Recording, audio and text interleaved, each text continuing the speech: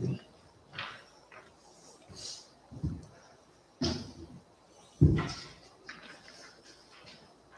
exactly time.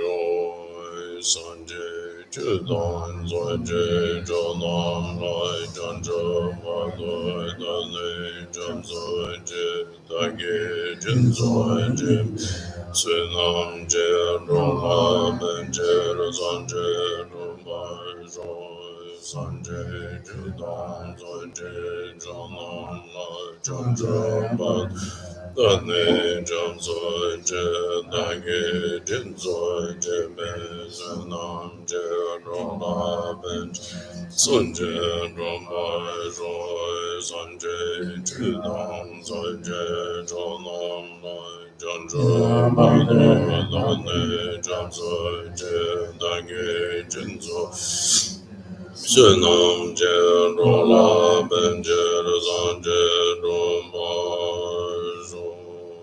Samchen Tamche Dewa Dang Deve Jodang Dambara Juj Dungar Dang Dungar Je Jodang Rawar Juj Dungar Mepe Dewa Damba Dang Me Rawar Juj Nyering Jadan Yadang Rawe Donyam Jem Nipa George Samjan Damje Dewa Dan Deve Judan Dambara George Dungar Dan Dungar Je Judan Rawara George Dungar Mip Damba Dame Rawara George Yering Jadan Yadan Rawe Danyam Jambola Neba George Samjan Tamje Dewa Deve Jodan Dambara Joje Dungar Don Dungar Je Jodan Rawara Joje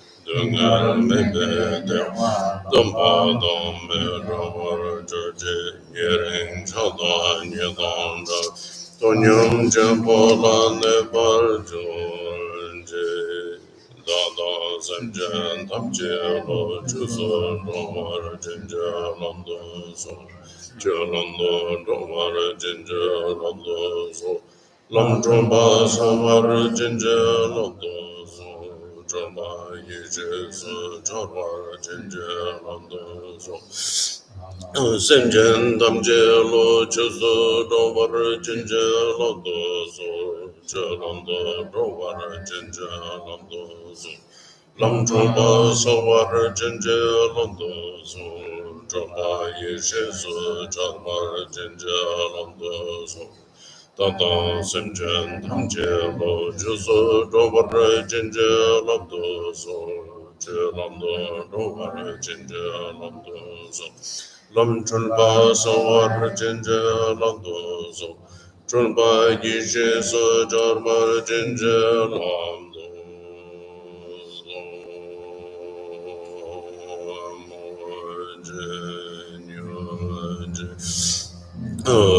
John Zombe Marge Saradon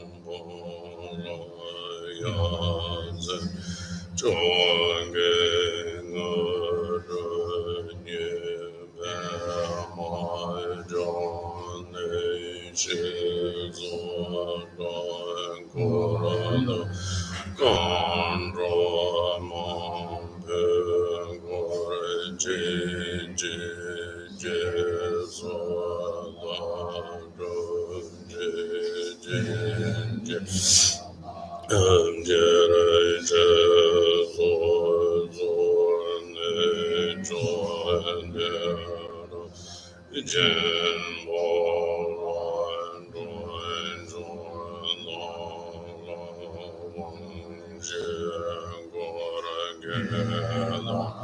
Lord and Jesus, Lord,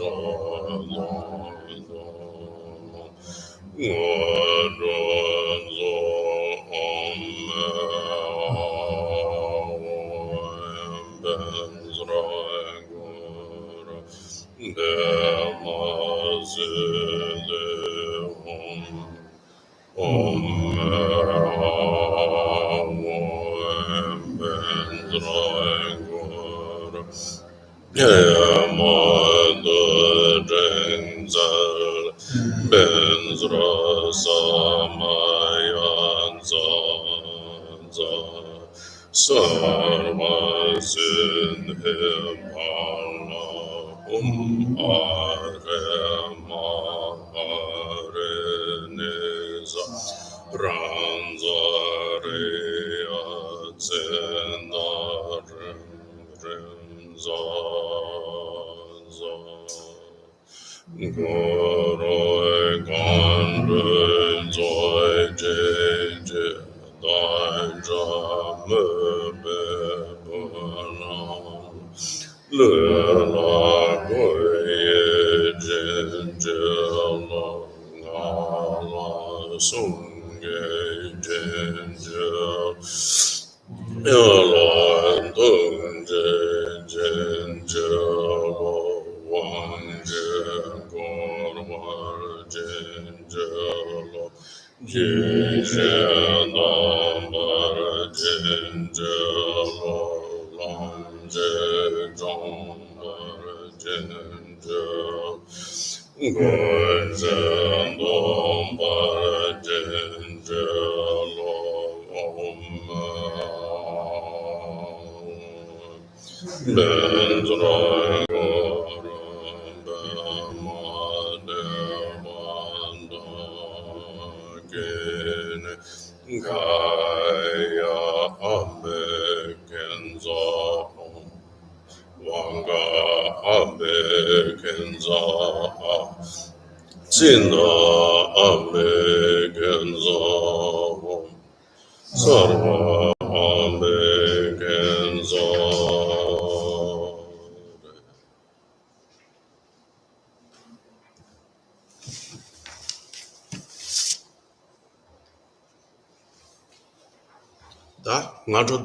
Good morning, everybody. Da batak masena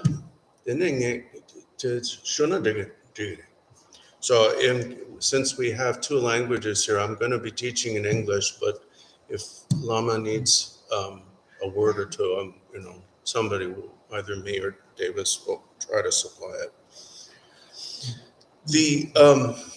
First of all, good morning, everyone. The topic for our weekend, as you all know, is acceptance. And acceptance obviously means acceptance of things we don't want. We don't have any trouble accepting things we do want. If somebody says, accept this bowl of ice cream, I don't have to work on it.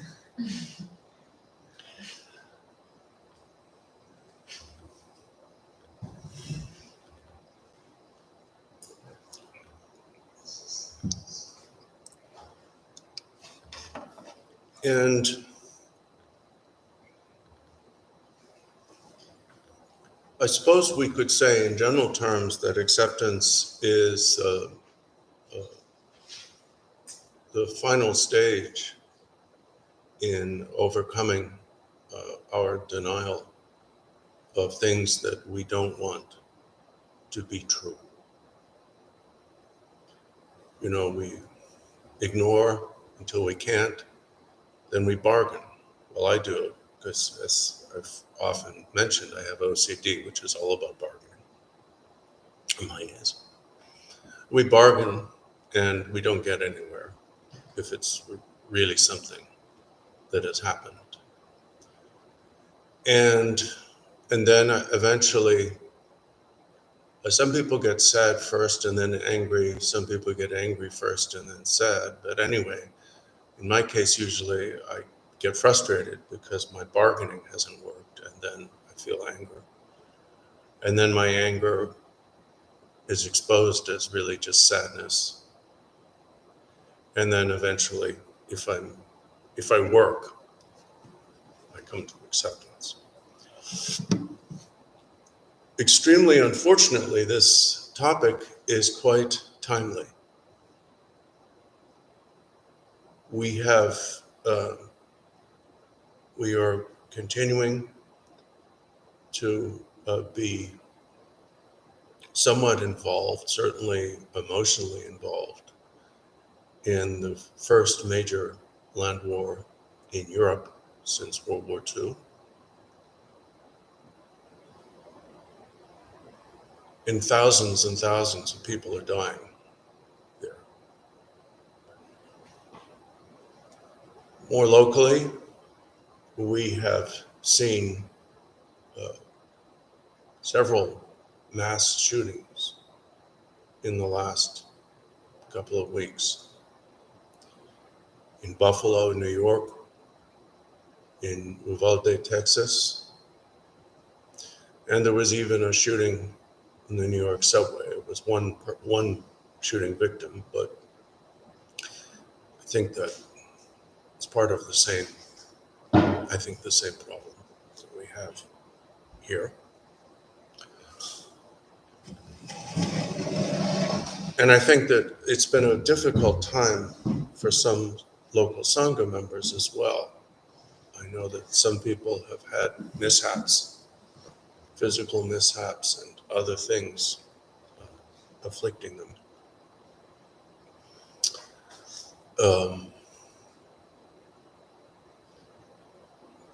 So there is a lot for us to accept.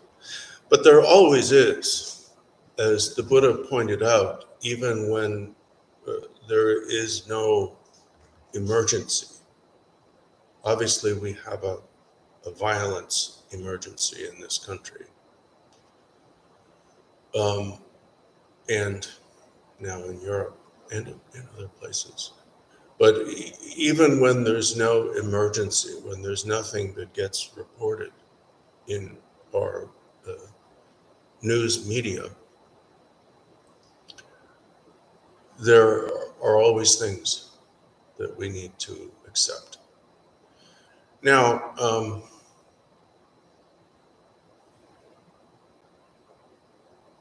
when I agreed to share this, what I can about this topic with you, I liked the idea of the topic because I thought it was a real world, real life thing. I had no idea, however, what I was going to talk about. In the 2 or 3 months since agreeing to share this time with you, I've had idea after idea, and I've written them down.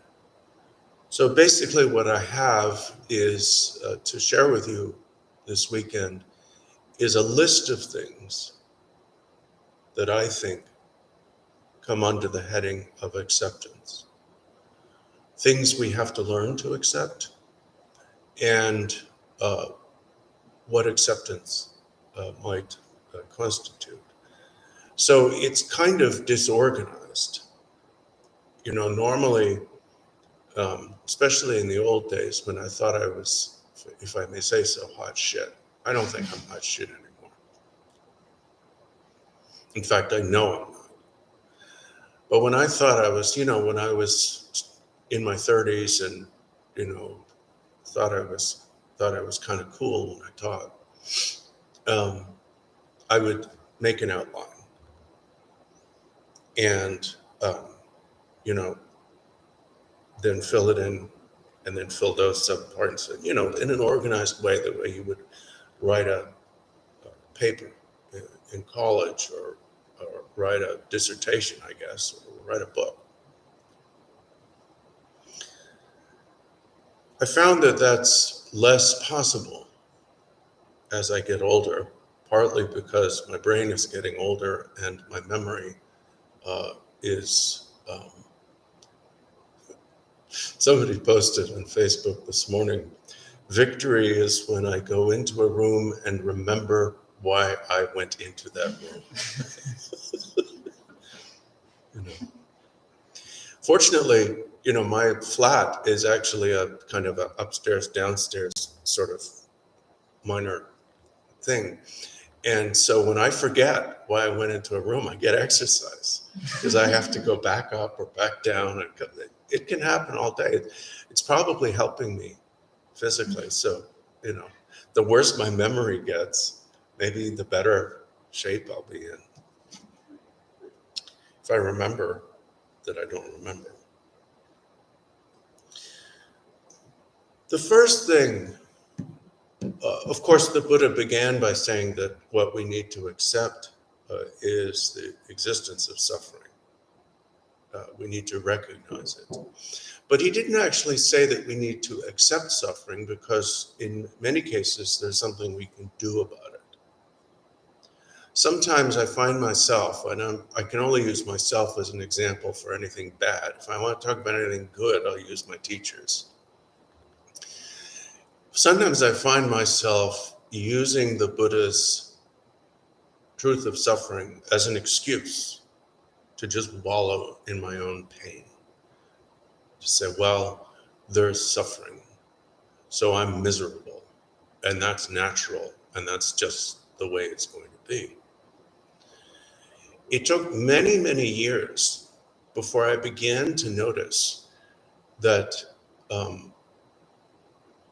most of the enlightened beings whom I have had the honor and pleasure to meet, and in some cases interpret for, are pretty happy. Some of them can be, quite dour because they're talking about suffering, but they're not unhappy for the most part. And that started me thinking. And initially I just said to myself, well, of course they're happy, they're enlightened, they don't suffer. But then I realized that's a cop-out, because there's a process.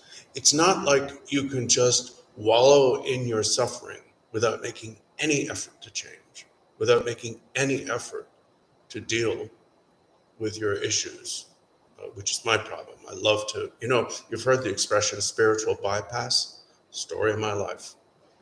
Why should I deal with it? I can just become a Buddhist, take the vow of refuge, and all my suffering will be gone. Yeah, not so much. There's a process, and you have to actually walk upstairs. You cannot avoid the staircase. You cannot avoid the actually lifting one foot after another. And in the beginning, when we are mired in our misery, our feet are very, very heavy because they're coated with a kind of mud that's more like lead, toxic and very, very heavy. And so when we lift up that first foot, it's almost unbearable. We think it's going to rip us apart. And then the second foot is actually harder because we've got the 1 foot up already. But then gradually it gets easier because the lead casing around our feet, our self-pity, our self-indulgence and misery starts to crack. I used to think self-indulgence was just things like, drinking and messing around and watching movies, watching Netflix, reading too many novels, and not practicing dharma. And those are self-indulgence too, because they're wasting time. But the worst self-indulgence of which I am guilty, and I can really only talk about myself because I can't see anybody else's mind, and I'm barely able to understand mine. The self-indulgence that plagues me is self-indulgence in my own misery. Because indulging in your own misery is not doing anything about it. So don't mistake the first noble truth, the truth of suffering, to mean now you can indulge in your own misery. When I was a teenager, I thought that. I was clinically depressed and had no idea. Whenever I saw people who appeared to be happy, I assumed that they were faking it. I really thought that. And then I came across this wonderful religion that there is, suffering is more or less ubiquitous. And if you're not suffering in one way, you're going to be suffering in another. And I thought that I got that. I thought that my depression was a fundamental, if unpleasant, understanding of the first noble truth. I was wrong. That is not an understanding of the first noble truth. His Holiness the Dalai Lama does not walk around miserable. Thich Nhat Hanh, until the day of his death, did not walk around miserable. And if there's two guys who've been through it, it's those two guys. You know, to put it in New York State language. Those two guys, if anybody has a reason to look sad, it would be them. And yet they don't.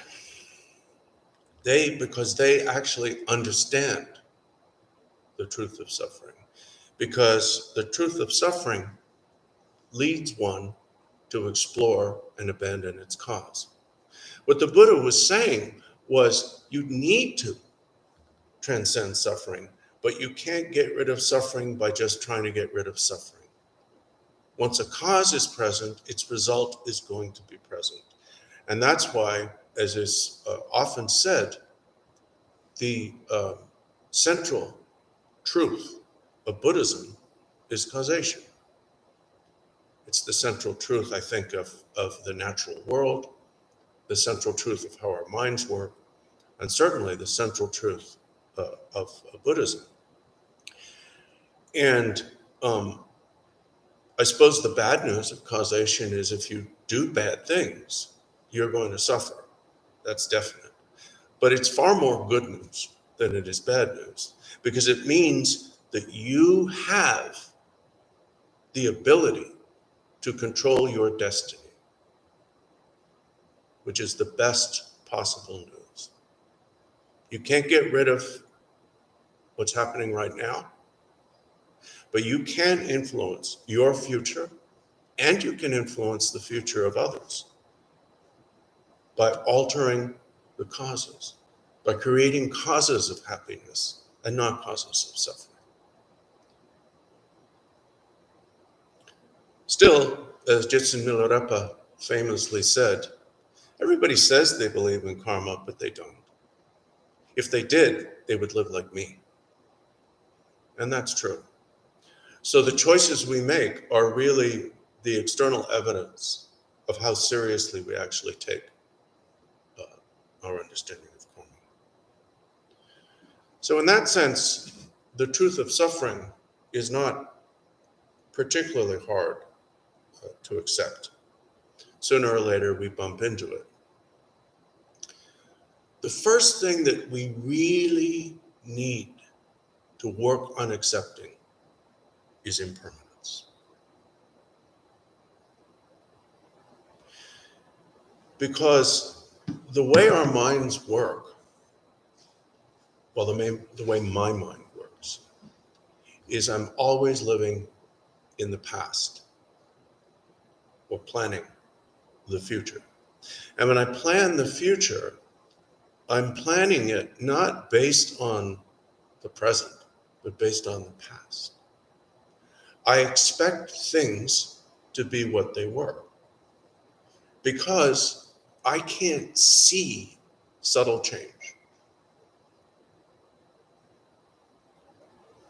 I can see gross change. I can see that I am much older than I was many years ago. But I can't see the aging of my cells right now. And it's going on. You know, age is not something that doesn't happen at all, and then all of a sudden there's a dramatic change. It's not like the picture of Dorian Gray, where he's young and handsome until the painting is destroyed, and then all of a sudden he turns into the embodiment of his wrongdoing. Aging is a gradual process, but because we live in the past, we always expect things to be what they were. So the first thing we need to accept is impermanence. We need to accept the fact that nothing we have now at this moment is going to last. And that because things are in constant flux, constant change, There is no such thing as stasis. Because no matter how finely you divide time, the present is merely a theoretical boundary between the past and the future. The present has no duration. The present is merely what isn't past and what isn't future. You can't say the present minute because half that minute is past and half of it is future.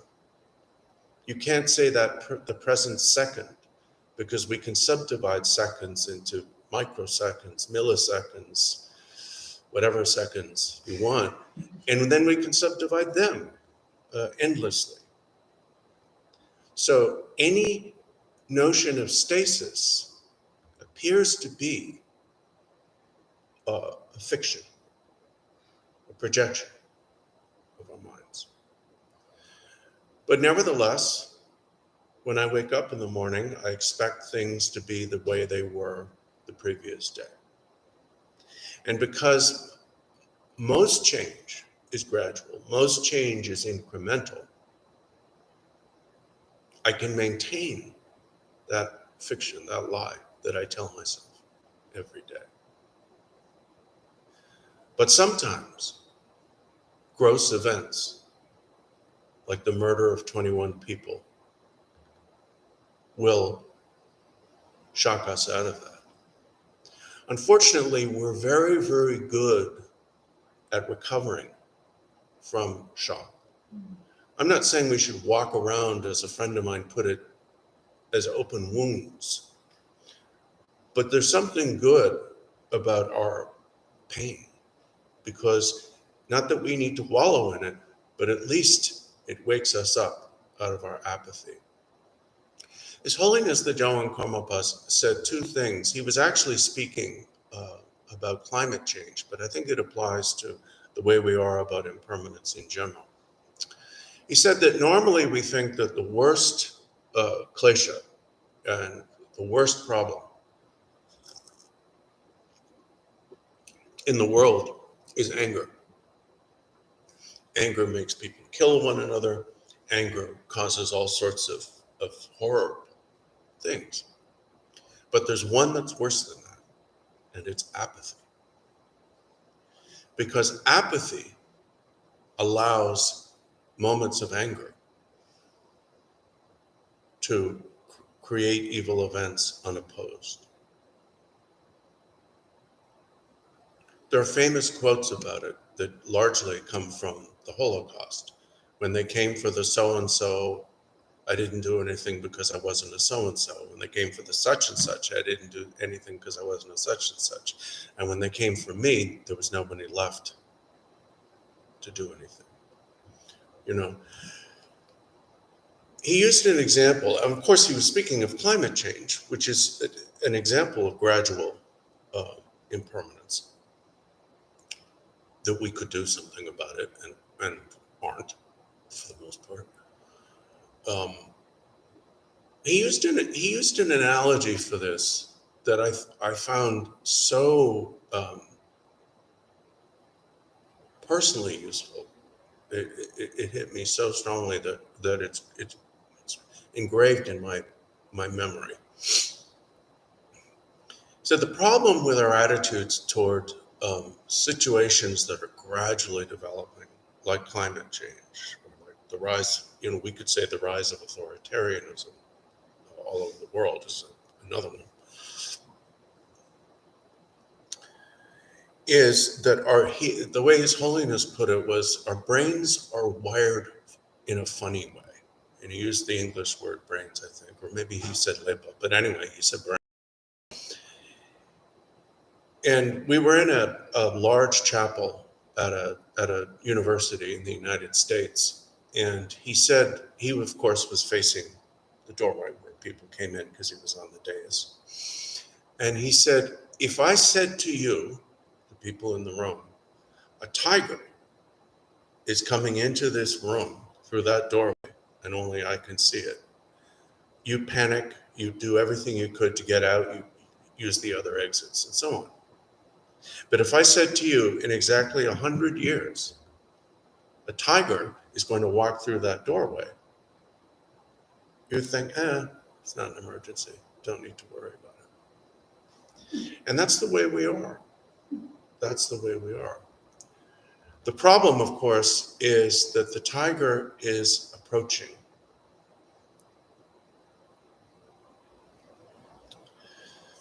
So impermanence, because most of it is incremental or gradual and therefore not easily perceived, requires a conscious effort on our part to accept. And that is why the Buddha is said to have said, the best of all the meditations I have taught is the contemplation of impermanence. In the beginning, it is impermanence that brings us to Dharma. In the middle, it is impermanence that reminds us to remain on the path. And in the end, it is the understanding of impermanence that leads to the realization of emptiness and the achievement of freedom. To quote His Holiness the Karmapa again, while teaching in New Delhi, and I was interpreting, he said that it's important to understand that impermanence is also opportunity. And I also recently saw on Facebook someone posted a quotation by Thich Nhat Hanh that said that even more strongly, that in a sense we have to be grateful for impermanence because impermanence, it allows life to exist. There's a great profundity in what, if Thich Nhat Hanh actually said that, because sometimes, people quote the Buddha, they quote Thich Nhat Hanh, and sometimes they didn't actually say what they said, but he probably did. And if he said that, there's tremendous profundity in it because he's actually pointing out the unity of interdependence and emptiness if you pursue it to its final conclusions. But that's not our topic, so I'm not going to go there.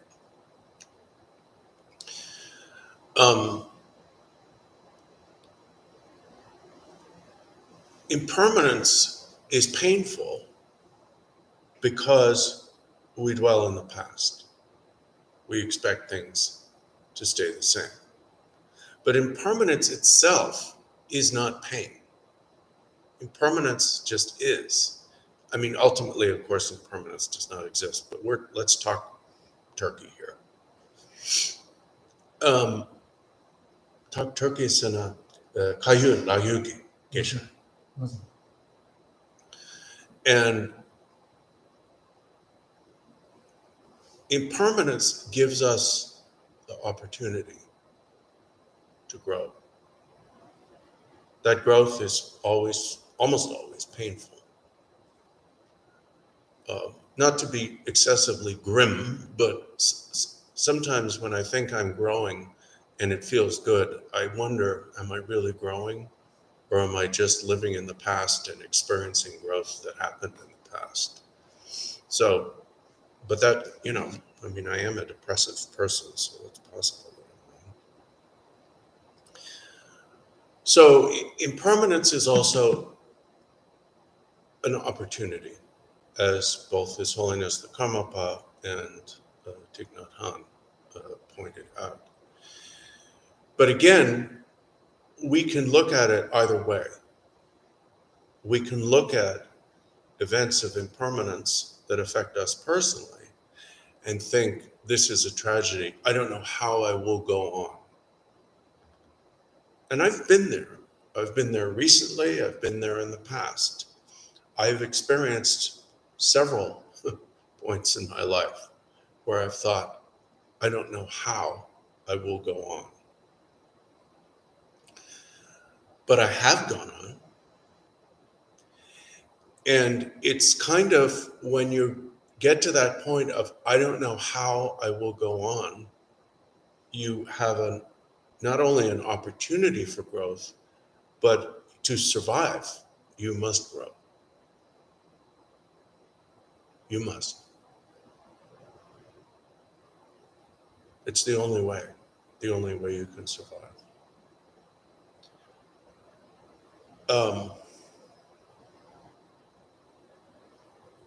That being said, there are events such as the murder of 21 innocent people that are can hardly view as an opportunity.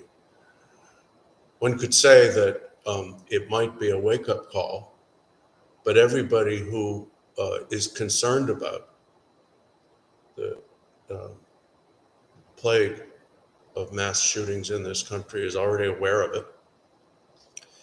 And the people who want to deny its causes are just repeating their old denials. So in that sense, I don't think it's really become much of an opportunity because, or at least it's one that this country is unable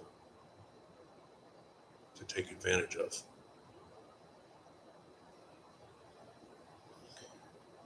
All right, that's enough about impermanence. I mean, we could talk about impermanence for the whole weekend, but let's not. Another thing that we need to learn to accept is our own faults. And again, like our acceptance of the truth of suffering, this is a bit tricky.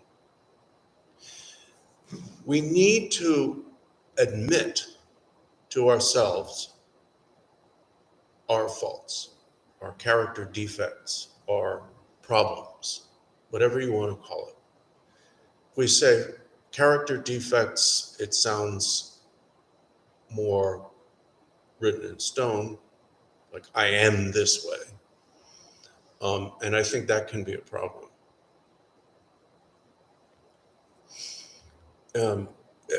Somebody posted something on Facebook, and I rarely share these days because every time I've shared something, someone's objected to it. When I shared pictures of cute animals, which was all I shared for a long time, people, sangha members, came to me and said, "That's not you. That's deceptive. You're not a nice guy." And I said, "I'm not pretending to be a nice guy. These are pictures of cute lions and tigers. They're not necessarily nice guys either. That's why I think they're cute." So I stopped doing that. I tried not to get too political during the recent times. And now I try not to share anything because I'm either accused of being a hypocrite, which I am. So that one sticks. Or something else. So, but I did share this. I was feeling very, very sad a few weeks ago. Not as sad as I feel these days, but pretty sad. Remember this, it can always get worse. It can always get worse. And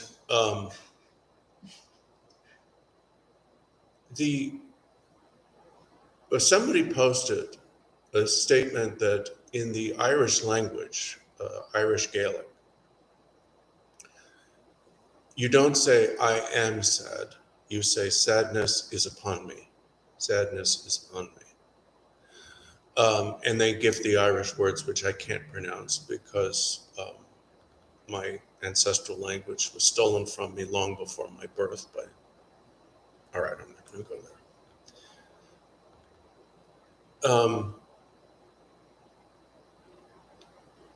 I don't know if this is true. If it is true, I don't think it so much says anything about one particular language as what it says about the way we think about our problems. I am sad means this defines me. Who are you? My name is Yeshe, and I am sad. I don't think that's healthy. I find myself thinking that because I mostly think in English. You know, in Tibetan, or at least my sort of bumbling, fractured Tibetan, I would say Sembachogidu. My mind is sad, which kind of distances you from it, because of course the the Buddhist view of the self, I, is it's a shell game. If you say my mind, that means you're not, it's a possession, it's not you, so you must be the body. But if you say my body, then that's not you, so that must be a possession. So sometimes it's you, sometimes it's not you, because there isn't you. But we need to still not be in denial of our flaws or faults. And recently, someone formerly close to me sent me an article about a great Buddhist psychologist named John Wellwood. I knew somebody who was his client or patient, and I read at least one of his books in the 1990s, and he passed away, I think in 2019. And he coined the term that we've all known now, because he coined it a long time ago, spiritual bypass. And the reason I mention this is because there is a danger, especially in Vajrayana, where we're encouraged to see everything as pure, see everything as sacred. There is a danger that we can lose sight of our own flaws. And so we find ourselves sometimes in personal conflicts within the sangha, responding with spiritual truisms and cliches, like, but everything is the deity. I know you didn't like how I spoke to you, but everything is the deity. And that's sick. That is Rudra. That is not Vajrayana. That is Rudrayana. Do not use the view of Vajrayana or any meditation experience you may have to excuse your bad behavior. And I'm speaking from experience because I've done it. I would say I spent most of the 1990s doing just that. I translated a little bit, I interpreted whatnot and stuff, but when I wasn't working, I was basically using Vajrayana view and meditation to justify my own bad behavior and not look at it, my depression, my irresponsibility, my almost pathological lying. No, I'll go with pathological, scratch almost, pathological lying, and all the other things that I spent my 30s doing. And I think that this can happen because it's very hard to do two things at once. And if we're going to practice Vajrayana, we need to do two things at once. And I will quote two great masters. One was Guru Rinpoche, who said, well, your view must be as high as the sky or as vast as space, you can say. Your attention to your actions must be as fine as the finest flower. In other words, you have to maintain both. More recently, the Lord of Refuge, Trungpa Rinpoche, the 11th Trungpa, who devoted the final 17 years, I guess, of his life to this country, said that the proper way to practice Vajrayana is to feel as though you've got hot water and cold water coming out of separate faucets running on your hand or your wrist at the same time. There have to be two distinct things going on. And he was talking, the context in which he said that, he was talking about this. We need to, on the one hand, not lose the view of Buddha nature. If you're a Dzogchen practitioner, the view of Dzogchen. If you're a Mahamudra practitioner, the view of Mahamudra. If you're a Sutra practitioner, the view of the middle way. Whatever it is, we need to not lose the view to the conduct. Otherwise, we're not getting anywhere. We're not actually walking up the staircase. But we must not lose the conduct to the view. We're also not walking up the staircase. We're not getting anywhere. When people lose the conduct to the view, as I did in my 30s and periodically do even now, they engage in spiritual bypass. Now, spiritual bypass can manifest differently in different spiritual traditions. Anytime you think, I don't have to deal with this, God will take care of it. Or I don't have to deal with my problems. If I pray to the 3 jewels, they'll take them away.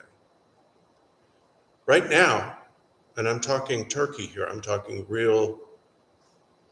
my real life, I have very great problems going on with my mind, with my personality, and as a result with my life.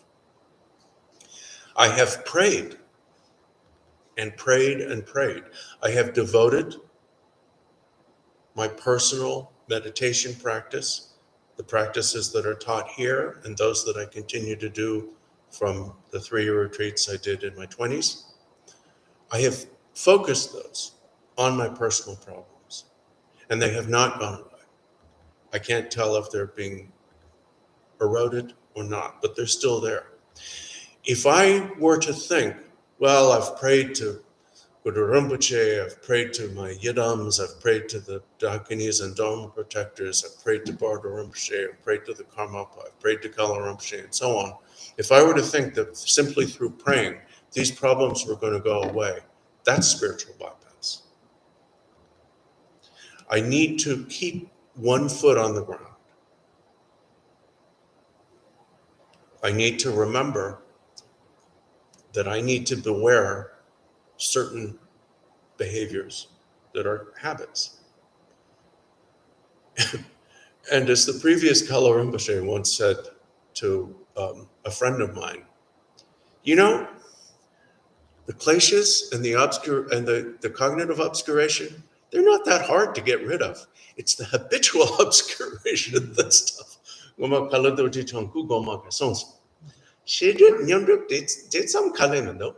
That Bakshak Chitrapat the Jung Kamores.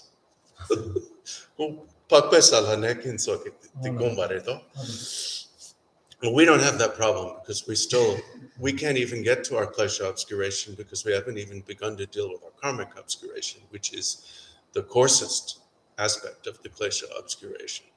And the habitual obscuration is really the subtlest aspect of the cognitive obscuration. But at the same time, we do experience that our habits bind us, fetter us.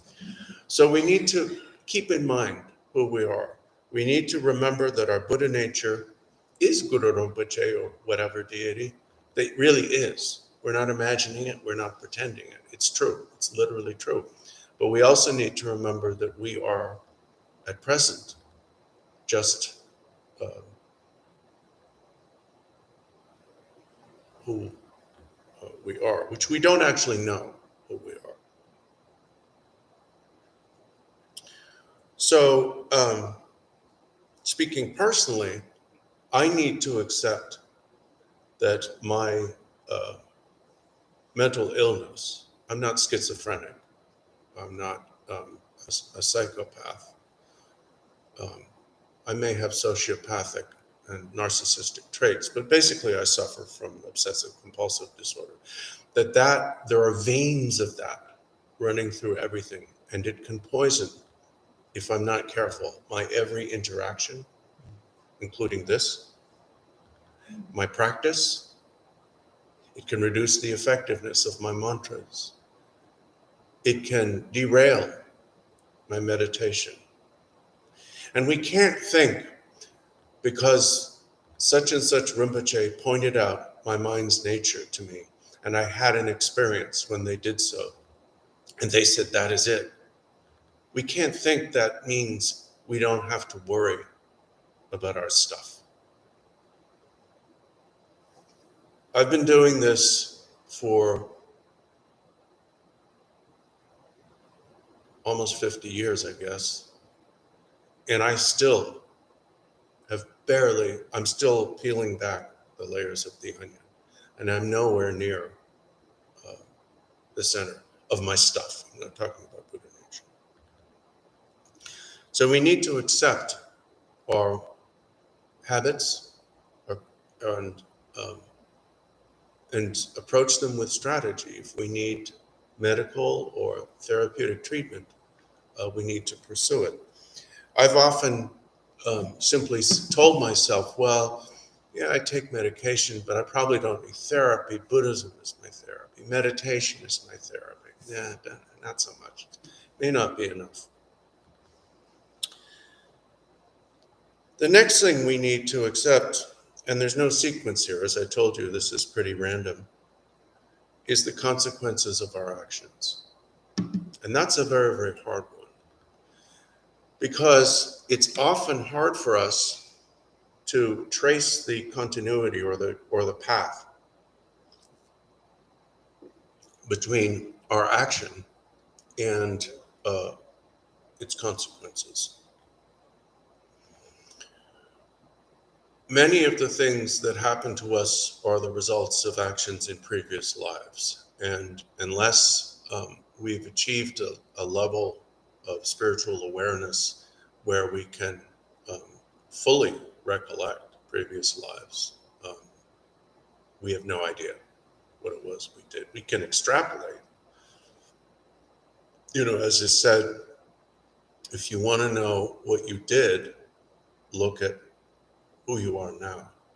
If you want to know what you'll be, look at what you're doing now. But we don't really see the link between what we experience and our own actions that have caused it. It's not like a hidden thing. It's not like a mole that pops up in one place and then disappears and goes underground and then pops up in another place. We think of it that way. But actually, if you look carefully, you'll see the earth moving. You'll see the process. Things are happening to me because I am a certain way. I'm a certain way because of something I did, which I did because of something I did before, which, and so on. There is a karmic chain. And we may not be able to see it, but we need to understand that we are responsible for our own lives. And I put it that way because that's very, very hard for me to accept. One of my issues is a tendency to try to make others responsible for my well-being. I remember one time I was in crisis and I just immediately drove to Bardor Rinpoche's house in Woodstock, expecting him to make it all better. Well, of course, he couldn't make it all better. I was in crisis. The Buddha himself said, the Tathagata does not remove your suffering by wiping it off you with his hand. He merely teaches you, or I don't know if he said merely, but he teaches you the way to abandon its causes. We like to think of the Buddha as a great miracle worker, and of course we're taught that he was, but it's always said that the Buddha's greatest miracle was teaching. Because whether the Buddha levitated and produced lion thrones that appeared beneath him or not, does not affect my life today so much. Maybe indirectly it does, because maybe somebody saw that, and because of that, the teachings were continued. But what affects my life today is what the Buddha taught.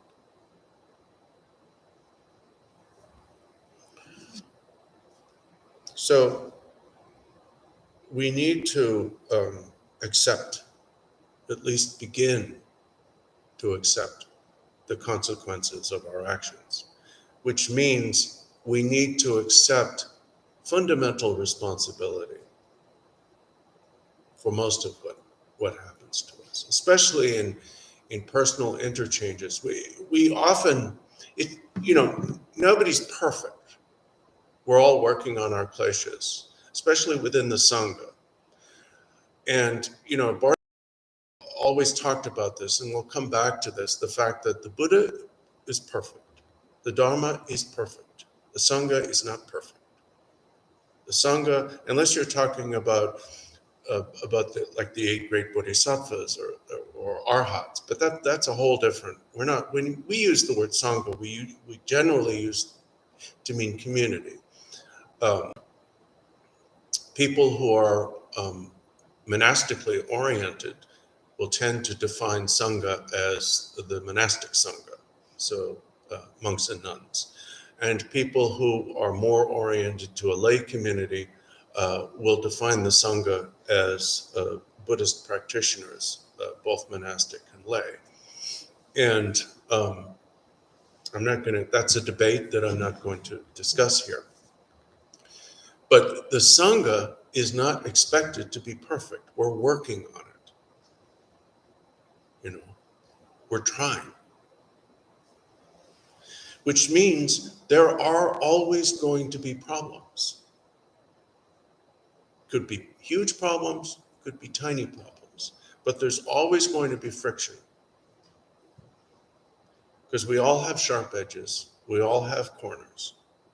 And if you work with people closely enough, you eventually are going to find one or another of their sharp edges or corners.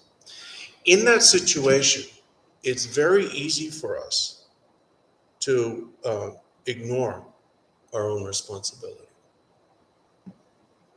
I tried to talk to so-and-so, but they just couldn't hear what I was saying. Therefore, it's their fault.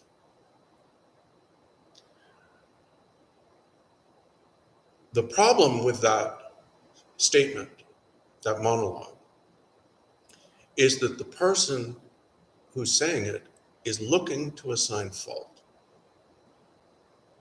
They're playing the blame game. Well, who's at fault here? I want to find out who's at fault so I can blame them. And then I don't have to worry about the dysfunctional dynamic that has been revealed. The blame game is stupid, stupid, stupid. It's pointless. It doesn't matter how much one person is at fault and another person is at fault in a sangha situation. Fix it. Don't blame, fix it. If there's a dysfunction, if there's a problem, fix it. Simply blaming someone does not fix anything. We'll come back to that, I'm afraid. The next thing we need to accept is disappointment. And that is really, of course, an aspect of impermanence. We have expectations, and our expectations are always based on the past. Because it was quite cool, I was surprised when it went up into the high 90s. I wouldn't quite call it disappointment, but I was surprised. I expect certain things to be in the grocery store. They have such and such at that store. They have such and such at this store. Well, sometimes now, because of the pandemic and the war in Europe, they don't have such and such. And when they do, it costs twice as much as it used to. So we need to be prepared for disappointment. Now, being prepared is very, very important. In fact, it's the best way we can, as ordinary people whose training is minimal or sporadic, it's the best way we can protect ourselves and others from our kleshas. We need to know ourselves well enough to predict situations where we're going to erupt. And if we are expecting, and again, we have to use our expectations to go on, to be in one of those situations, we need to tell ourselves, the morning of that day, I'm going to be dealing with such and such or so and so today, I tend to be reactive around them. I must not do it. Now, initially, when you start to undertake this discipline, and it is a discipline, it's a real conscious post-meditation discipline, all it will do probably is slow you down a bit. You'll still lose it, but you'll lose it a little more gradually, or it'll take more of whatever it is you have trouble with to cause you to lose it, but you'll still lose it.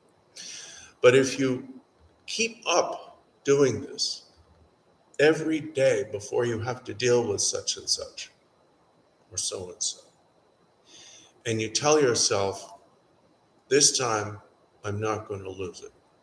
And it's not just about anger.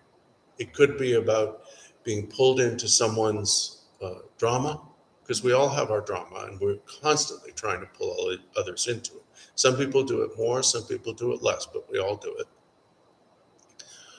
It could be about somebody having an interaction with somebody whom you know you waste time with and tend to gossip with. It doesn't matter what it is, but you need to prepare yourself. And then when the test comes up, you need to use that preparation. And the preparation, if you've prepared yourself in the morning, will work to a greater or lesser degree, depending upon how much of a habit you've cultivated. For the same reason that if you tell yourself, I need to wake up at 6 tomorrow, you probably will before the alarm goes off, unless you're really, really tired. And you need to do this. Now, when we talk about post-meditation, a lot of the times we think fancy stuff. Everything's the deity, all sound is mantra. Everything that arises in my mind is the play of dharma. And we're taught that. We're approaching that. We're not there. Stop pretending. I can tell. I know, I'm talking about myself here. I'm not that different from anyone else. We pretend a lot. We're very pretentious. What does it mean for me to say everything's the deity, everything's mantra, all thought is the play of dharma, if I can't manage fundamental responsibility in my basic interactions with those I love? It means nothing. It's bullshit.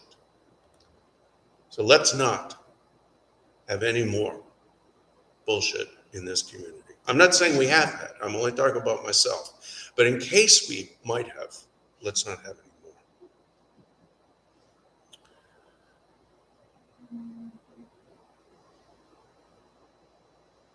At the same time, while we need to be aware of our faults, we need to forgive ourselves.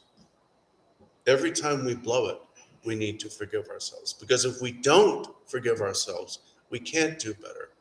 Not forgiving ourselves is like being a spider that's unwilling to crawl out of its carapace or whatever they have, its exoskeleton, so it can grow a new one. Did you know that? Spiders actually have to pull all of their limbs in from the casing. And I don't know where the opening is. I think it's in the belly or the thorax, I guess. Or no, they're not insects. Anyway, some spider body part, and they actually have to squeeze themselves out through some opening, get their entire body, which is already too big for the existing exoskeleton, squeeze themselves out. An exoskeleton means no inner skeleton, so they're just kind of like, they're pretty fragile without that exoskeleton, and escape from it in order to be able to live. Otherwise, they die. You know. So when we don't forgive ourselves, we're actually clinging to the old exoskeleton. Because we're saying, I am such and such.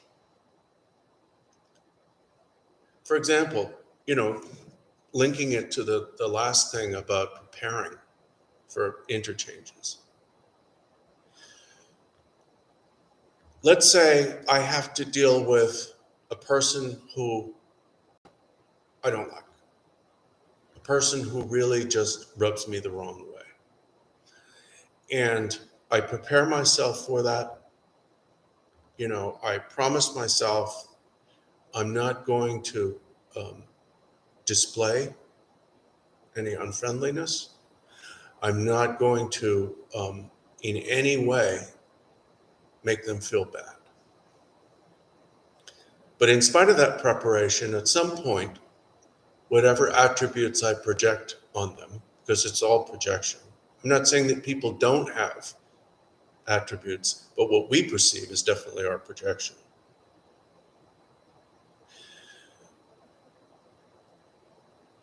In spite of that, at some point, my projections are more powerful. The habit of projection is more powerful than the remedial habit of mindfulness. And I find myself in a passive-aggressive way so that I can tell myself I didn't do it. Well, I didn't lose my temper, but I may have just sort of kind of said things that made them feel like a piece of crap.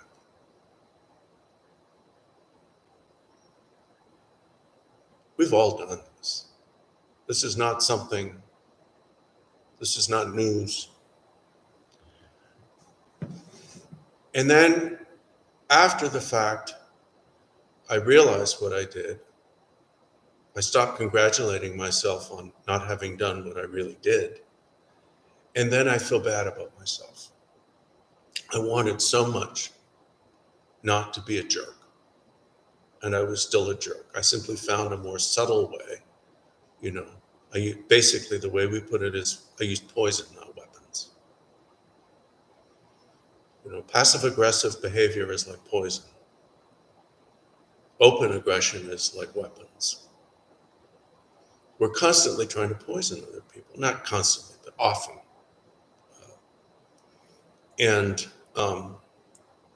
So at some point, I realized what I did, and I can't forgive myself because I promised myself I wasn't going to do it. Well, if I don't forgive myself, if I maintain identification with what I did, that's not going to get me out of doing it again. What will help me transcend the habit is if I actually look at why I did it. Why do I do that? Why did I do that would be better. And look at the causes. So forgiveness of ourselves has to include some kind of insight into what is behind our behavior. And that may be where there is a role for therapy in our lives. That's an individual choice. Anyway, it's academic because if you don't already have a therapist, there are no therapists up here taking new patients, new clients. None of them that I've been able to, Can you repeat that, please? There appear to be no therapists up here taking new patients or clients. Oh. So if you've already got one, you're lucky. So forgiveness of ourselves comes from, in a sense, perspective. We're just a person. We're not so special. We're no different from anybody else. If we believe we should forgive others, and as Buddhists, aren't we so quick to forgive others? Or are we? That's next. Don't worry. Don't worry. But we're so into, we try so hard to be Mahayanist. Meanwhile, we know nothing about the common vehicle. We've never gone through the discipline. People don't even know what the aggregates are, the elements, the senses, that they haven't gone through an basic understanding of interdependence. And, you know, anyway, that's, I'm not the director of education, so it's not my place to point out what I might perceive as gaps. So we need to learn to forgive ourselves. And my experience, at least, and this may not be universally true, is that as long as I continue not to forgive myself, my forgiveness of others is suspect. Now let's look at forgiveness of others. You know, we're going through this pretty fast. I don't see how we'll get a whole weekend out of this, but anyway. You know, you have to have, Naomi and I were talking about this, you really have to have twice as much material for if you're teaching in one language only, because then it's actually twice as much talking time when you're when one is speaking one language and using a translator for a second language, then you get half the time off. The audience gets half the time off. Everyone gets half the time off except for two types of people. The one type of people is the translator type of people. The translator doesn't get the time off. They're either listening and recording or talking. And the other type of people who don't get the time off is those who are trying to use their understanding of one language and what they understand of the other to increase their understanding of the other language. They don't get any time off either. Not complaining.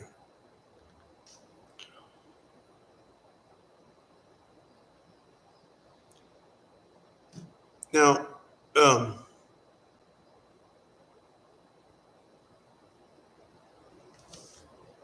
we need to,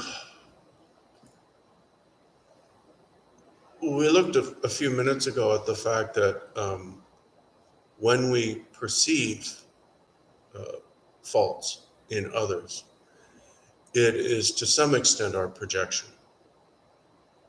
To be realistic, of course, everyone has faults.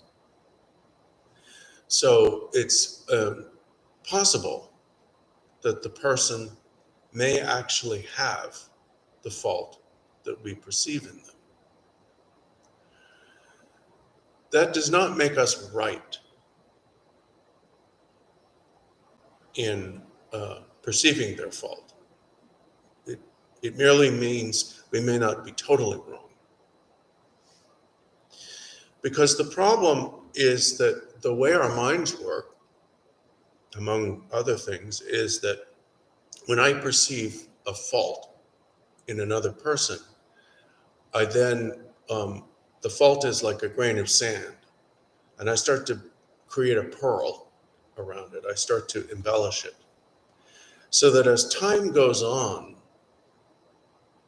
the fault that I have carved in my memory, and memory, of course, carved is the wrong word, but stored in my memory, memory grows and changes, may bear very little resemblance to the fault that that other person actually has.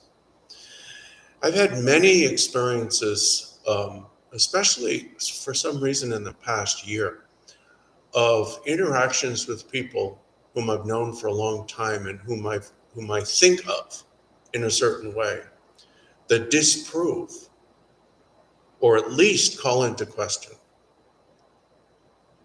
the attributes that I have, in some cases for years, projected on them.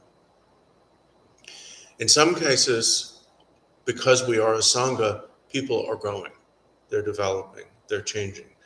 And we must at all costs give other people the room to change, the opportunity to change. When we deprive other people of the opportunity to change, we are committing, and I'll use the S word, a grievous sin. That is a sin. When we lock people into our perception of them or their past problems. Because we're not omniscient, and we don't have the right to do that.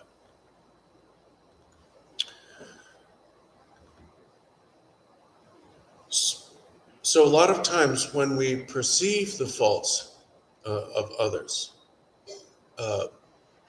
we need to be cautious in accepting our own opinion. I think there's a bumper sticker that says, "Don't believe everything you think." And that's quite good advice. So how do we negotiate the world? This question often comes up, especially in the practice of the Vajrayana, because of this high as the sky and fine as flower, the dual focus that we need to have. Where do we draw the line? How do we actually deal with things? There is an old Tibetan saying that the previous Kalaro Rinpoche liked to quote. And it covers the high as the sky and the finest ground flower polarities. As an ordinary being, you cannot possibly know who is a Buddha and who is a thief. So have love and respect for everyone and always lock your door. That's what we need to do. I mean, it sounds funny, which is good. That makes it easy to remember. But that's exactly what we need to do. We can't live our lives, especially as Dharma practitioners, pointing fingers.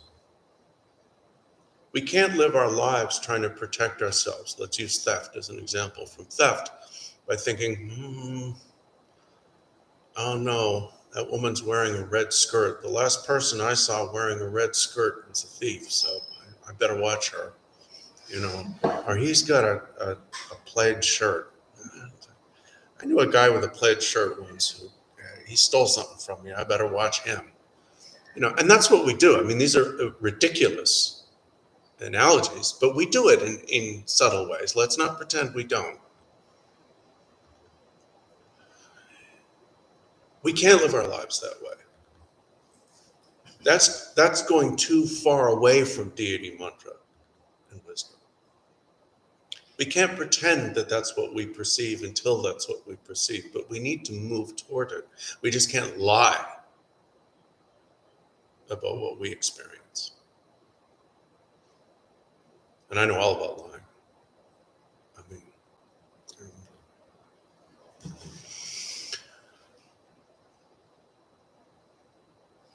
but we also need to protect ourselves, and we need to protect those who depend upon us.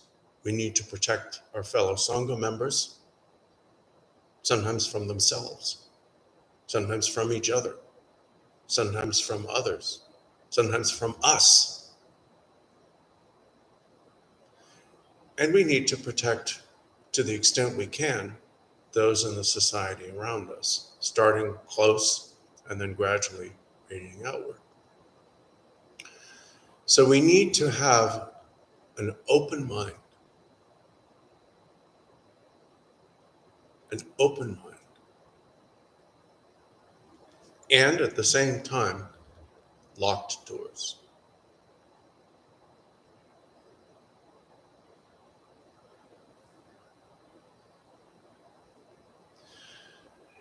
If we lock our doors securely, as best we can,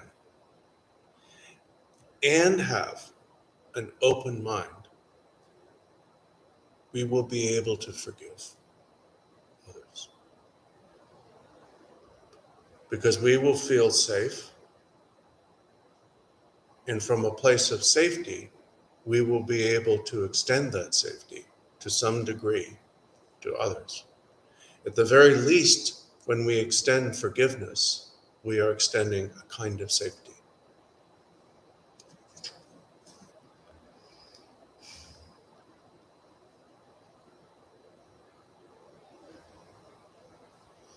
And now we turn to the sangha.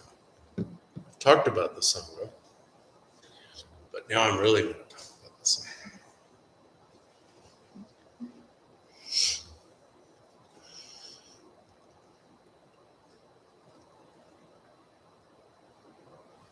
When people come here, they come here because they want to get better.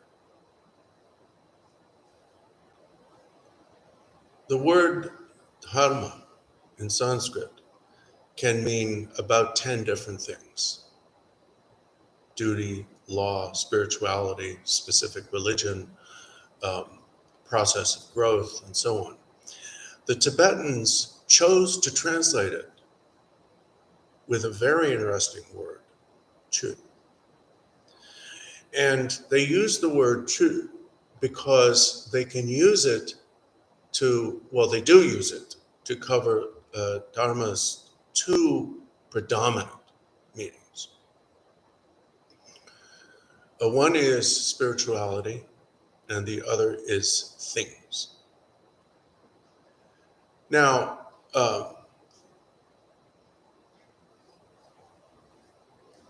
I'm not going to go with the discussion of why chu can mean things. That's not our topic.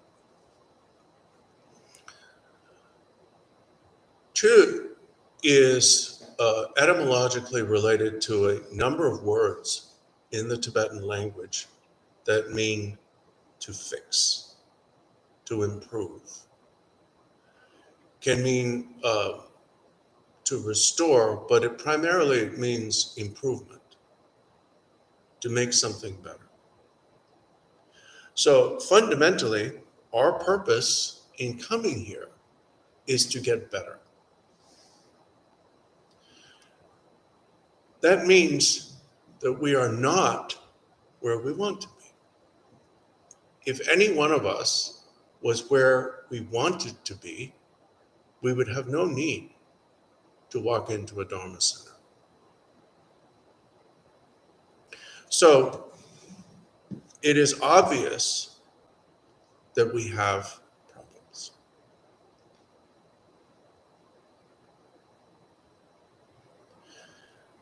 Being surprised that other members of the sangha have problems is like being surprised that there are sick people in a hospital. You know, a Dharma center is not a hotel. It is not a resort for the wealthy. It is not a place that Club Med would take you to. It's not a place you would go to on a cruise.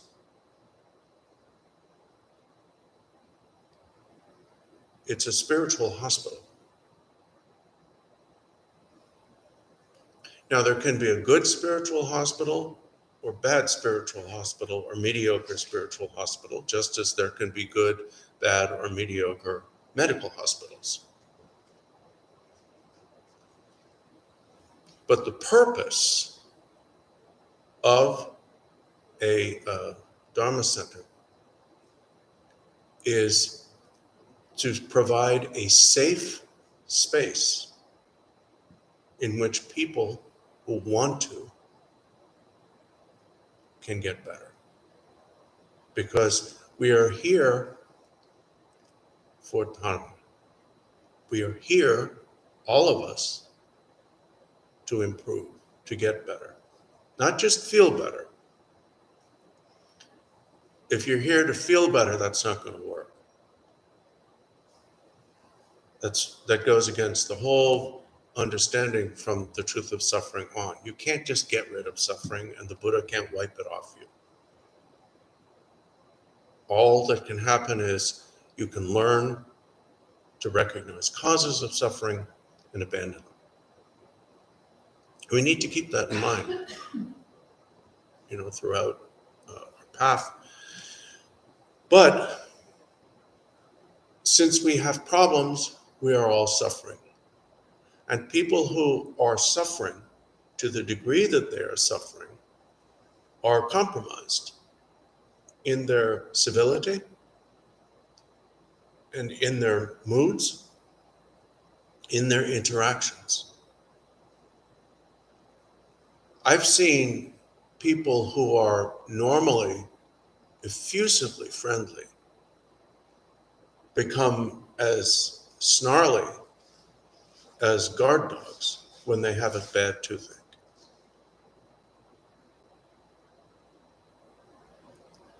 Well, we all have something like a long-term bad toothache, or we wouldn't be here. So when we complain too much about one another, about the sangha, we are not complaining because there is a problem. Of course there's a problem. We knew there'd be a problem. We actually signed up for problems when we took refuge in the sangha. We're complaining because we like to complain. Now I'm speaking of myself here. All of the crap that I'm talking about this weekend, except during Q&A, that I go wherever you send me. But all this is my crap.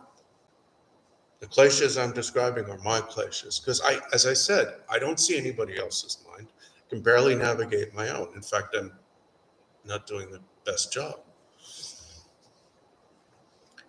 But I signed up. I came in with open eyes. I took the vow of refuge for the first time in March of 1979. I was 19 years old, but I remember that day. I knew what I was in for, most of it. Actually, I knew quite a lot of it. And I knew that taking refuge in the sangha, not the holy guys, but the day to day, the people we deal with, the people who cook our meals, for whom we cook, the people we deal with. I knew I was headed for trouble, but I decided at that young age, and have never regretted that decision, that it is worth it. So we came in with open eyes. If we understood anything about the relationship between the Buddha, Dharma, and Sangha, we came in with open eyes. We signed the contract, having read the small print. In egregious cases, interventions may be needed, but basically, we gotta, if I can use a gender-specific term, we gotta man up and put on our big boy pants here. As a friend of mine said to me, speaking of my own behavior, we've got to grow up and accept responsibility for our own choices. We came into this with open eyes. We can leave if we want to. But if we choose to stay, we are fellow patients in a spiritual hospital. Not quite a mental hospital, although there are moments.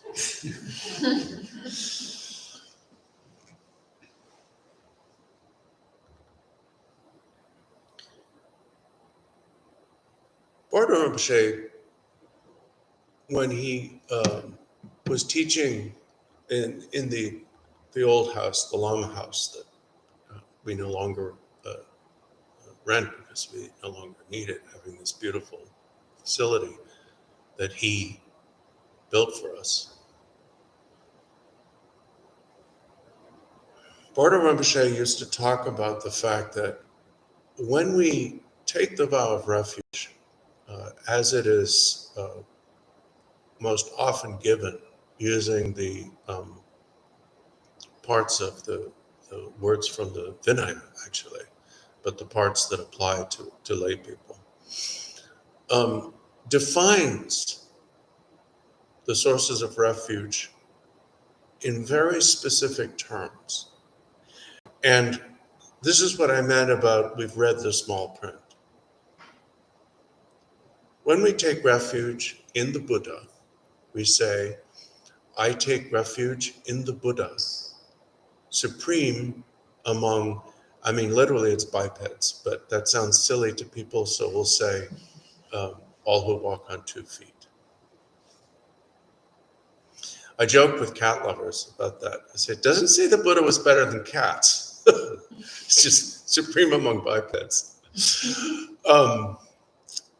And the meaning of that is, there are 2 interpretations. One is that it refers to human beings, and the other is that it, and this was Bardor Rinpoche's interpretation, so this is one I'll go with it. It refers to both human beings and devas, or gods. In other words, the Buddha, we take refuge in the Buddha because he achieved the most that any human being or deva can achieve. He's the best of us because he has fulfilled all the potential. Of course, in the Mahayana sense, we would say that all beings have, but especially the potential that reasoning beings, such as human beings and devas, can achieve. There's nothing more that can be achieved. No one has achieved anything greater than what the Buddha achieved. Now, when we take refuge in the Mahayana context, such as when we take the Bodhisattva vow, we refer to the Buddha as the embodiment of the 3 kayas. But for a beginner, that's a little bit much. It's a little bewildering. The 3 what? 3 bodies? You know, I mean, sometimes we lay too much on beginners. You know, His Eminence Dzongtsa Chinsa Rinpoche has famously written about how Guru devotion should be kept secret, not because it's shameful, but because when we talk to the public about it, we're really being culty, saying, "Oh, just believe in my Guru, and all your problems will go away," and then they don't. So to start with, and we need to return to basics periodically. I would suggest 6 times every day, 3 times during the day, 3 times during the night. That's traditional, I'm not making that up. We need to return to basics, and when we do so, we need to understand, why am I Buddhist? Why am I a follower of the Buddha? Why am I not following any of the countless others? You know, of course, we know who the major religions are, but there are lots of other ones. Countless other spiritual traditions in this world. Why did, because I chose this. My father was a Roman Catholic. My mother was an agnostic Protestant.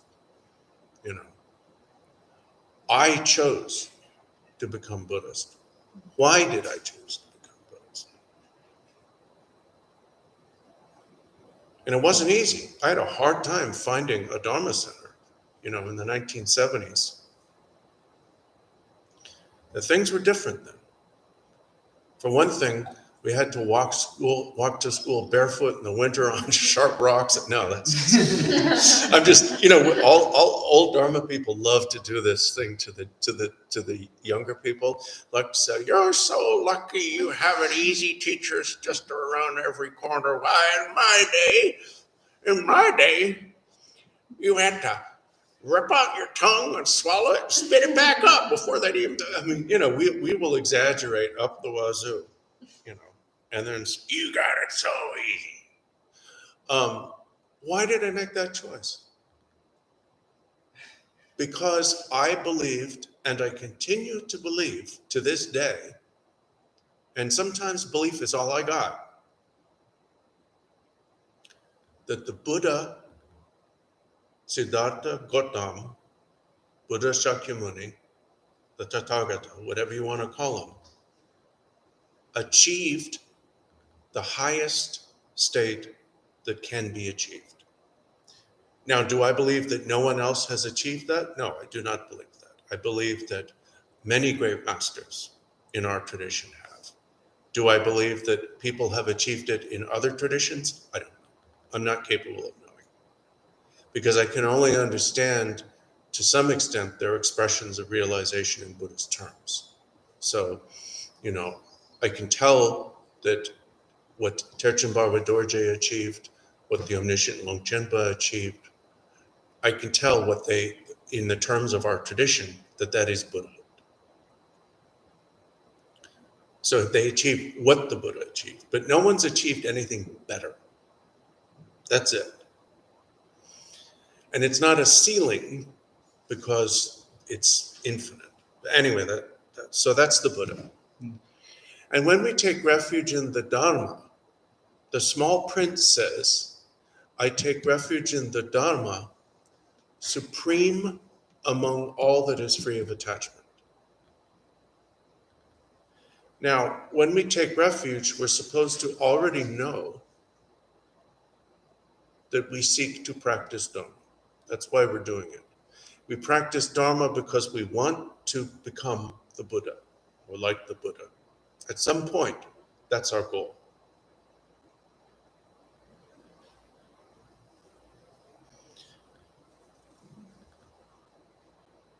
So when we take refuge in the Dharma, we are actually, as we recite the small print, supreme among all that is free of attachment, we are admitting that we recognize that the path consists of letting go of attachment. And because Dharma is twofold, it's what we practice and it's what the Buddha taught. We recognize that the essence of what the Buddha taught is how to let go of attachment.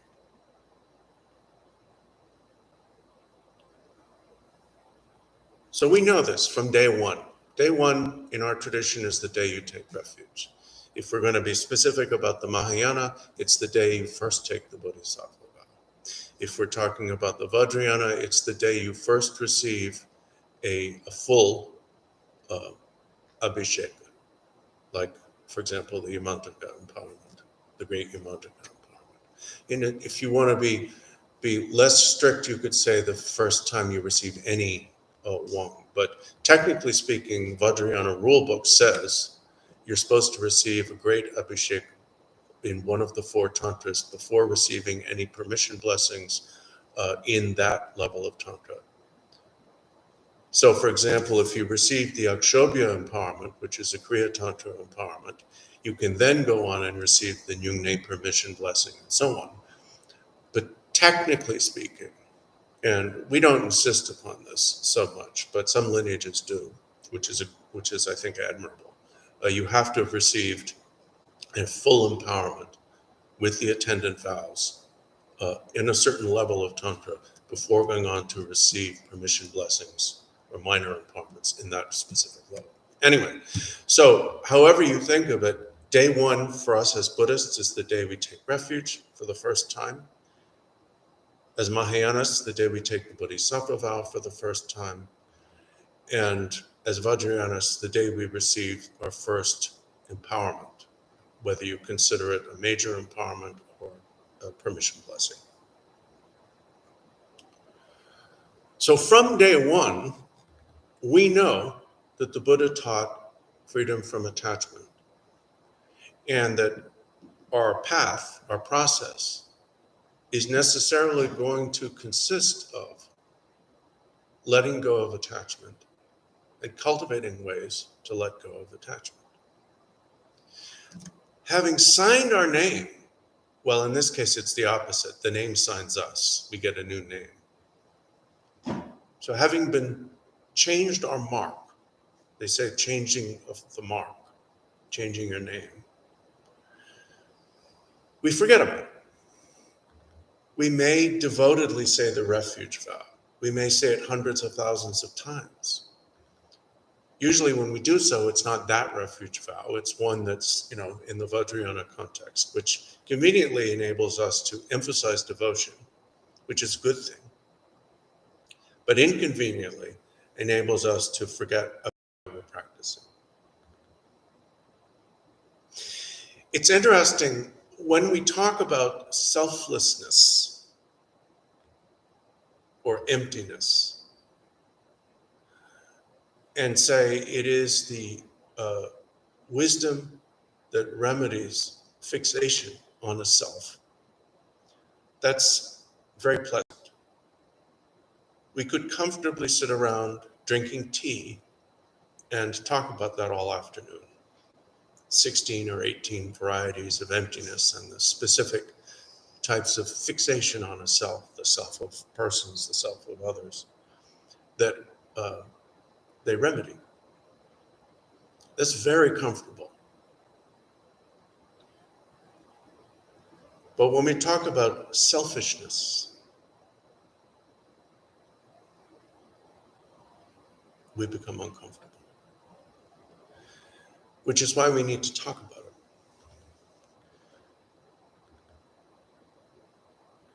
There are two impediments.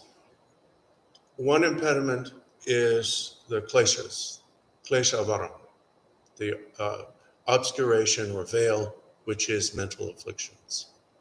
We sometimes call it the emotional veil, the klesha veil. That is an impediment to liberation from samsara. That is what arhats get rid of and thereby achieve personal liberation. The other one is the jnaya varam, the cognitive veil. And that is the obstacle to perfect awakening. Now, even when we're talking about it on the level of the common vehicle, when we talk about the false imputation of the self and so on, we're putting it in cognitive terms. We're not actually talking about what we deal with, which is the kleshas. We're not ready to directly encounter our cognitive veil, unless you're a Dzogchen practitioner, and then go ahead. What we're dealing with is our kleshas. So from the point of view of kleshas, the problem is not false imputation of a personal self and self of phenomena. That may be the distant problem. The problem is selfishness, pure and simple. I falsely impute true existence to that video camera and that laptop. But those false imputations cause me very little suffering. What is causing my suffering at this moment? My selfishness. The fact that I, to some extent, care more about myself than I do about others. We know this. In the mind training, the Lojong tradition, it says, whatever happiness there is in the world comes from desiring the happiness of others. And whatever suffering there is in the world comes from desiring one's own happiness. It's very simple. You cannot become happy by wanting to be happy. The more I want to be happy, and I do want to be happy, and we can't pretend we don't want to be happy. That's why His Holiness the Dalai Lama says, I want to be happy. We have to be honest. I want to be happy, but I can't become happy because of wanting to be happy. The more focused I am on my own happiness, and that's what selfishness is. I mean, we can, dress the desire for my own, we can We can even create vehicles around it. We can say, well, when we start out, we're concerned with our own happiness, and then gradually we grow to include the happiness of others.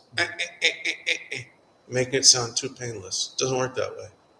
If you start to practice Buddhism that way, and I fall into that every day, probably 6 times, 3 times during the day, 3 times during the night, you'll get feedback. To put it in a New Age way, the universe will give you feedback. To put it, in a no-nonsense way, somebody's going to call you on that shit. The more I am concerned with my own happiness, the more I'm going to suffer. And the more I'm going to cause others to suffer, because I'm going to contribute the circumstances that will enable them to suffer. We can dress it up. We can say, well, first I need to work on myself. That's true, but that's not saying the same thing. When Lama Yeshe recently said you need to work on yourself before you can heal others, that's definitely true. But this is not for happiness. We need to get straight in our heads, before we can actually help others. We dress it up as self-development, finding my happy place, all these things, but basically it's all just the gilding or deification of selfishness. So when we took refuge, the small print that we signed said, "Supreme among all that is free of attachment." There are lots of things that are free of attachment. When you're in a state of deep sleep, you're free of attachment temporarily, but it's dormant. When you achieve the state of Brahma, you're free of attachment. When you achieve the state of God of the formless realms, you're temporarily freed of attachment. But those are not, unless, there are also enlightened Brahmas, because Brahma is more like a job or a position than it is a specific person. But anyway, but basically, in and of itself, these states are not supreme because they're not lasting. Dharma is supreme, and in being free of attachment, because it is flawless.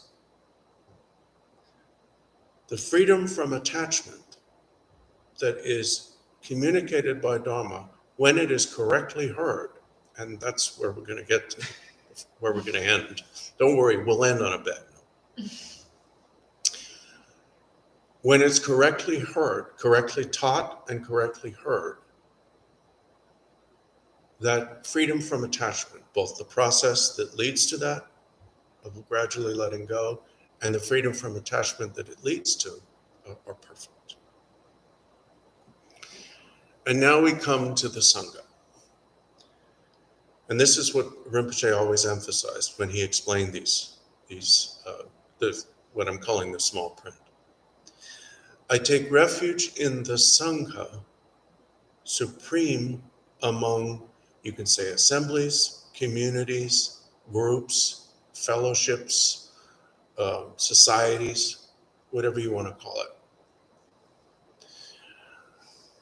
And the sangha is supreme in that every member of the sangha is there for the same reason.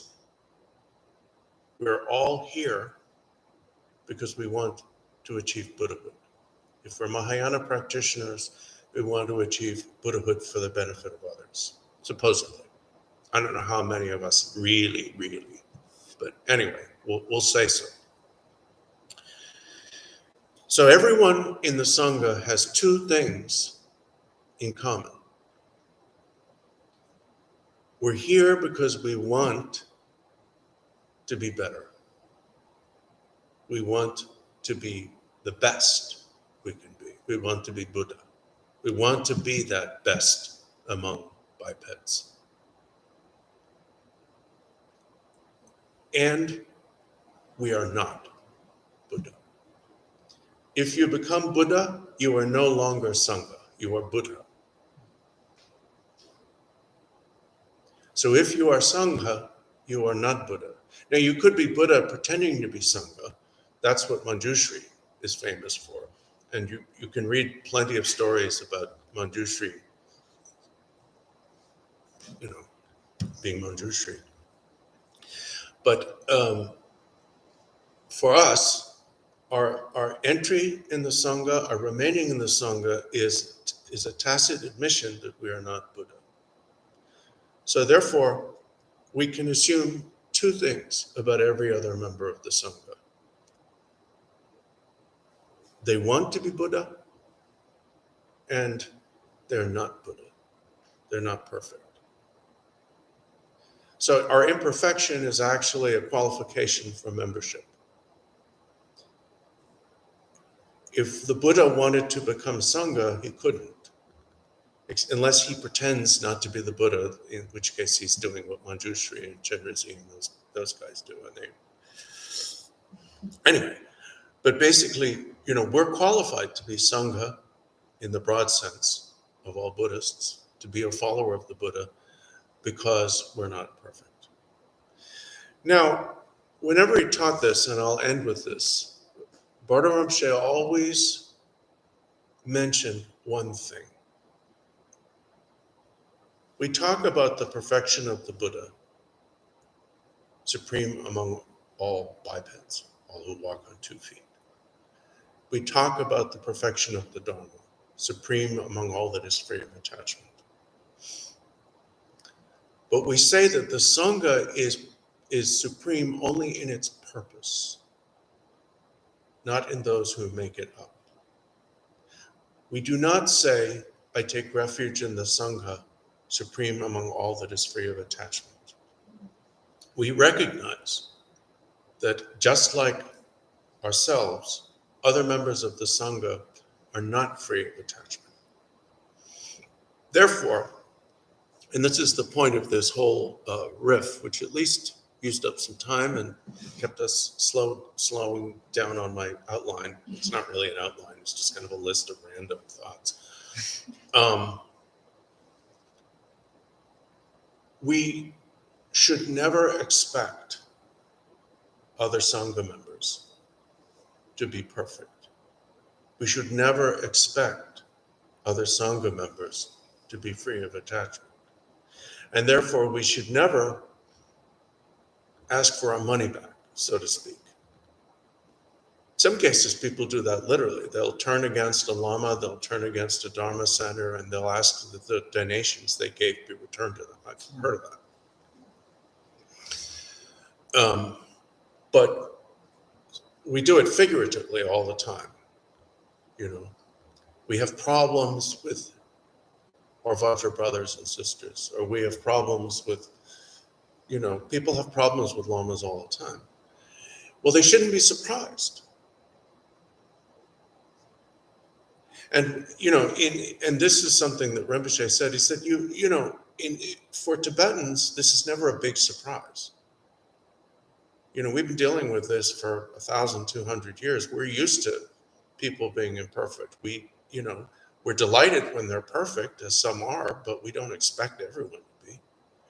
And we don't turn against the Dharma because Lama so-and-so messed up, or the sangha in a particular center is fractious, or whatever it is. But here, we actually try to revoke our refuge vows. People actually try to do that. They'll say, I'm not Buddhist anymore. Don't think of me as Buddhist. Your religion is weird. It's a cult. People do that all the time. I mean, I could count the number of people I know personally who have said those words or close to them only using my fingers and toes. And these are people who've been involved in Vajrayana, and so on. It happens all the time because to many people who are converts, this is just one trip among many. And I can't comment on that. I'm not going to go all fundamentalist and fire and brimstone-y about it because I don't know what to think. I just know that often the reasons for people wanting to revoke their refuge vows have nothing to do with the Dharma, nothing to do with the Buddha. They're all about the sangha. So the last point I want to make before we break, and I promised I would end on a bad note, is as representatives of the Buddha and the Dharma, and in this specific case of Bardor Rinpoche and all his previous lives, Terchen Barway Dorje, Nupjin Sanji Yeshe, Manjushri himself, we are the public face of them. When people walk in those doors, they need to feel welcome. They need to feel cared for. If they can't follow the text, we need to help them. We need to put our own needs aside, our own comfort aside, and serve them. Otherwise, we're putting not only putting the cart before the horse, we're being penny wise and pound foolish, as my mother would say. I've got lots of aphorisms, lots of really old aphorisms, because the whole point is we're trying to get rid of attachment and selfishness.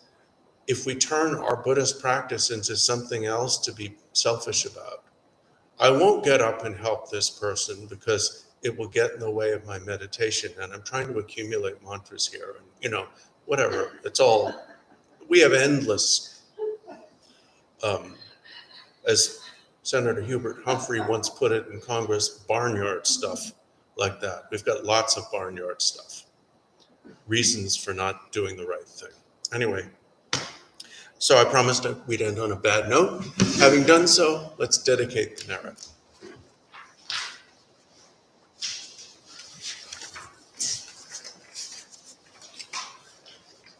Sunam di tamje zikpa ni tonne nyebe rana pamje chega nache bala trukbai sibe tsole rowa sho kewa di chewo sunam yeshe zozo sunam yeshe lejo damba punye oba sho Jangju semne rumbo che mache pana che jor che ba nyamba meba gone gondo pelwa sho semjen tamche dedan danger ngendro tamche doctor tombara sho jangju semba ganda sa shukba deda kunje monlam jo bara jo Sanje reje zen dampe gar jangon do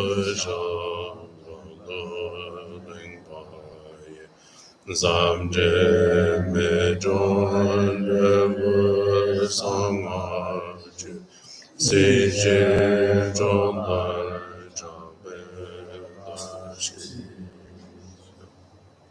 Thank you. So we're back at 2.